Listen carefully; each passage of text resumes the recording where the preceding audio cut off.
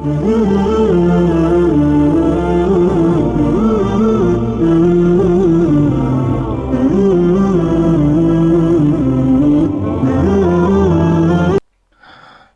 datang di channel Kisah Masyhur. Kali ini kita akan membagikan kisah tentang Abu Nawas dengan judul Hadiah Bagi Tebakan Jitu. Baginda Raja Harun Ar-Rasyid kelihatan murung. Semua menterinya tidak ada yang sanggup menemukan jawaban dari dua pertanyaan Baginda. Bahkan para penasehat kerajaan pun merasa tidak mampu memberi penjelasan yang memuaskan kepada Baginda. Padahal Baginda sendiri ingin mengetahui jawaban yang sebenarnya.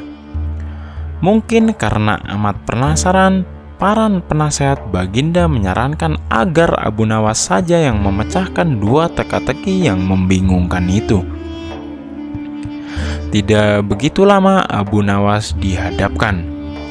Baginda mengatakan bahwa akhir-akhir ini ia sulit tidur karena diganggu oleh keingintahuannya menyingkap dua rahasia alam.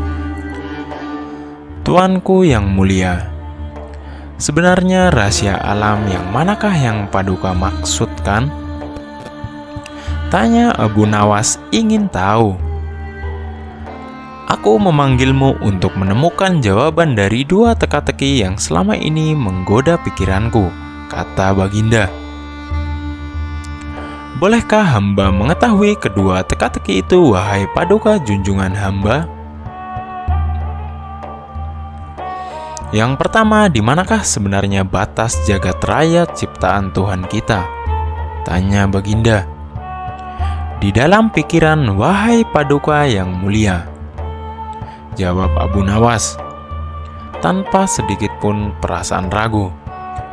Tuanku yang mulia, lanjut Abu Nawas, keterbatasan itu ada karena adanya keterbatasan, dan keterbatasan itu dinamakan oleh Tuhan di dalam otak manusia.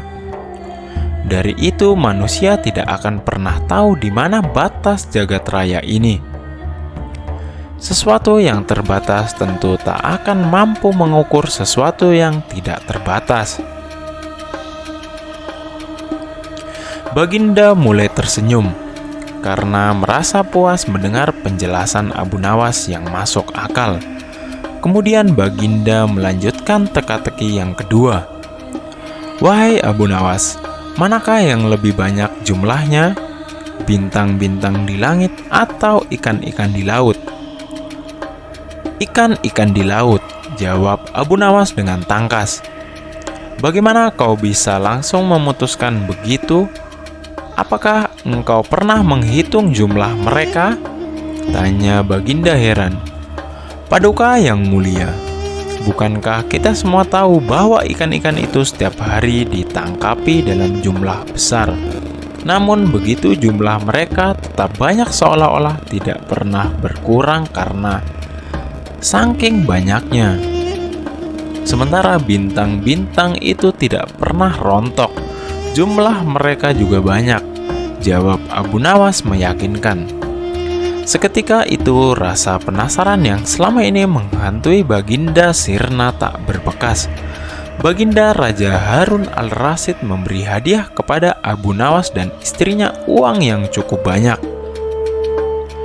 Tidak seperti biasa, Abu Nawas Baginda tiba-tiba ingin menyamar menjadi rakyat biasa.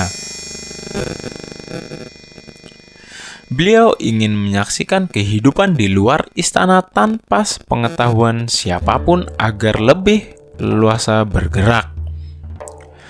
Baginda memulai keluar istana dengan pakaian yang amat sederhana, layaknya seperti rakyat jelata. Di sebuah perkampungan beliau melihat beberapa orang berkumpul. Setelah Baginda mendekat, ternyata seorang ulama sedang menyampaikan kuliah tentang alam barzah. Tiba-tiba ada seorang yang datang dan bergabung di situ. Ia bertanya kepada ulama itu, "Kami menyaksikan orang kafir pada suatu waktu. dan mengintip kuburnya. Tetapi kami tiada mendengar mereka berteriak dan tidak pula melihat penyiksaan-penyiksaan yang katanya sedang dialaminya. Maka bagaimana cara membenarkan sesuatu yang tidak sesuai dengan yang dilihat mata? Ulama itu berpikir sejenak, kemudian ia berkata,